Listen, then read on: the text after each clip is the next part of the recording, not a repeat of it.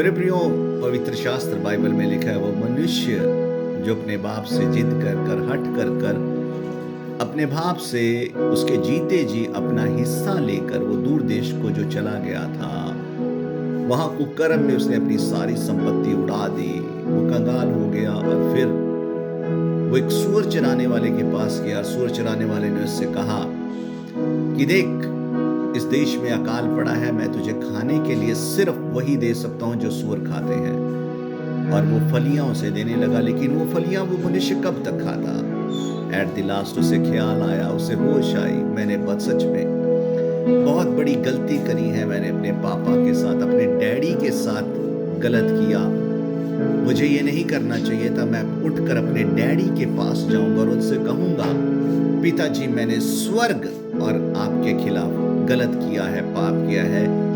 मैं इस लायक तो नहीं कि आपका बेटा कहलाऊं। मुझे अपने यहाँ नौकर के समान रख लीजिए, कम से कम मुझे खाना तो मिलेगा। मेरे प्रियो, वो एक अमीर व्यक्ति का बेटा था, बहुत धनी था उसका बाप। उसके पिताजी के घर में बहुत सारे नौकर थे जिन्हें उसके पिताजी भरपेट खाना देते थे। लेकिन उस मनुष्य ने गलती करी, पाप किया, और पाप करने के बावजूद वो माफी नहीं मांगी, बल्कि और भी अपने बाप को छोड़कर चला गया। लेकिन पवित्र शास्त्र क्या कहता है, जैसे ही उसका बेटा अपने मन को फिराकर गुनाह का रास्ता छोड़कर दोबारा से अपने पिता की ओर मुड़ा कि मैं उठकर अपने पिताजी से माफी मांगूंगा, उनसे कहूंगा मैंने स्वर्ग और पृथ्वी के आपके विरोध में पाप किया है, मुझे माफ कर दो। जब उठकर चला, बाइबल क्या कहती है, उसके पिताजी ने उसे दूर से देखा और दौड़कर उसे गले लगाया, उसे चूमा। मेरे प्रियो, उस समय की एक प्रथा थी, अगर कोई लड़का इस तरीके से अपने बाप से जिद करता है, हठी है, कहना नहीं मानता, ऐसे लड़के को लोग पंचायत में बुलाकर पत्थरों से मार दिया करते थे। उसका बाप दौड़ कर गया, कहीं से कोई देख ना ले, उसे गले लगाया, उसे चूमा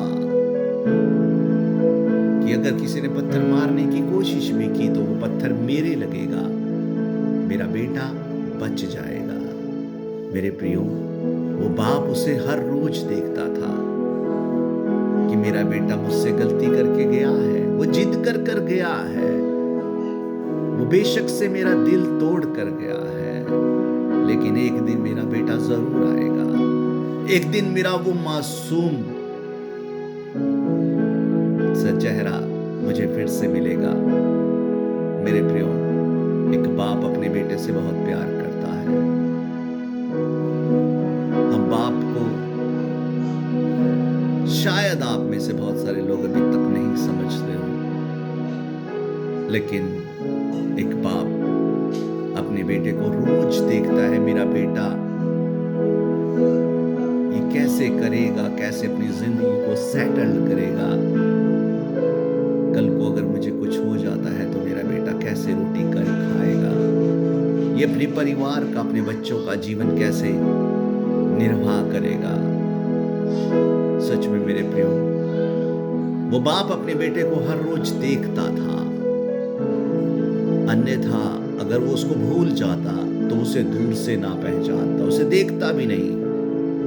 वो हर रोज अपने बेटे को दूर से, कहीं ये मेरा बेटा तो नहीं है, कहीं ये मेरे लड़के जैसा लग रहा है, अरे ये तो मेरे बेटे जैसा लग रहा है। अर्थात वो हर रोज अपने बेटे की बाट जोहता था, वो हर रोज अपने बेटे की बाट जोहता था कि कहीं ये मेरा बेटा तो नहीं आ रहा, कहीं ये मेरा बच्चा, मेरी औलाद तो नहीं आ रही। मेरे प्रिय, उसने दूर से ही देखा और उसे दौड़कर उसे गले लगाया कि कहीं कोई इसे मार ना दे। आज हम अपने बेटे, अपने बाप को, अपने पिताजी को, अपने डैडी को शायद आज हम नहीं समझते, लेकिन हमारे पिताजी हमसे बहुत प्यार करते हैं। वो हमें दुखी नहीं देख सकते। मेरे प्रियो, जब दुनिया का डैडी हमसे इतना प्यार करता है तो स्वर्गीय परमेश्वर, जिसने मनुष्य की माता के गर्भ में रचना की है, जिसने मनुष्य की हड्डी हड्डी को बनाया। उस समय माँ को कुछ भी नहीं पता था। उस समय उसका खूबसूरत चेहरा, खूबसूरत आंखें, उसका दिल, उसका दिमाग, उसका शरीर का हर एक अंग वो परमेश्वर ही बना रहा था। वो पिता ही बना रहा था, जो स्वर्ग के पिता है, जो परमेश्वर है, जो ईश्वर है, जो हमारा प्रभु है। जब मनुष्य परमेश्वर के हाथ से निकलकर उसकी छत्र छाया से दूर होकर गलत कामों में जाता है, गलत रास्ते पर जाता है, वो नशे में जीवन जीता है, वो इस शरीर को नशे से खराब करता है।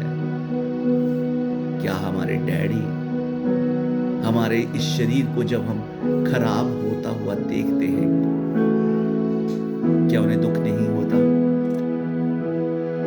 आज जब हमारा बच्चा अगर अपने शरीर को नशे से, गलत कामों से खराब करता है, क्या हमें दुख नहीं होता? मेरे प्रियो, ठीक ऐसे ही परमेश्वर जो सबका मालिक है, जो सबका जीवन देने वाला है, जब वो मनुष्य को देखता है कि ये नशे में, गलत कामों में, लुचपन में, धोखे में, कोर्ट कचहरी में, अस्पतालों में, जब ये अपने शरीर को लेकर जूझता है, तब उस पिता को कितना दुख होता है। मेरे प्रियो, हम क्यों उस मार्ग पर चलते हैं? हम क्यों उस गलत कामों में अपना जीवन जीते हैं? हम क्यों अपनी सोचों से धनी होने का परिश्रम करते हैं और उन गलत चीजों का सहारा लेते हैं जो हमें शांति की बजाय हमें अंधकार में धकेल देती हैं, जहां से हमारे लिए निकलना मुश्किल हो जाता है। हम फिर हम उन चीजों के बारे में, उन चीजों की तरफ भागते हैं कि हमें कहीं कोई शांति मिल जाए। मेरे प्रियो, शांति सिर्फ और सिर्फ उसी के पास है जिसने हमें बनाया है, और वो परमेश्वर है, और वो पिता की तरह हमसे प्यार करता है। उसके पास आने के लिए हमें कोई कठिन परिश्रम की जरूरत नहीं है। हमें अगर अपने डैडी से बात करनी है तो हम आराम से उससे बात कर सकते हैं। हमें कोई उल्टे सीधे होने की जरूरत नहीं है। हमें कुछ ऐसी शिक्षाओं में जाने की जरूरत नहीं है। हम अगर अपने डैडी से बात करते हैं, हम नॉर्मली बात करते हैं। हम उस पिता से, उस परमेश्वर से नॉर्मली बात क्यों नहीं करते? हम उसके पास तो आए, अपनी गलतियों को छोड़ कर आए, अपने पापों को मान कर आए कि पिताजी, डैडी, मेरे परमेश्वर, मेरे से पाप हुआ है। मैं मानता हूं मेरे जीवन में गलतियां थी। मैं मानता हूं परमेश्वर, मेरा जीवन अच्छा नहीं था, लेकिन अब नहीं करूंगा प्रभु। अब मैं गलत काम नहीं करूंगा, मैं गलत मार्ग पर नहीं जाऊंगा प्रभु। मुझे अपनी शांति से भर दे, मेरे जीवन में अपनी बरकतें तू दे दे परमेश्वर। मैं तेरा सेवक कहलाया जाऊं, मैं तेरा पुत्र कहलाया जाऊं प्रभु।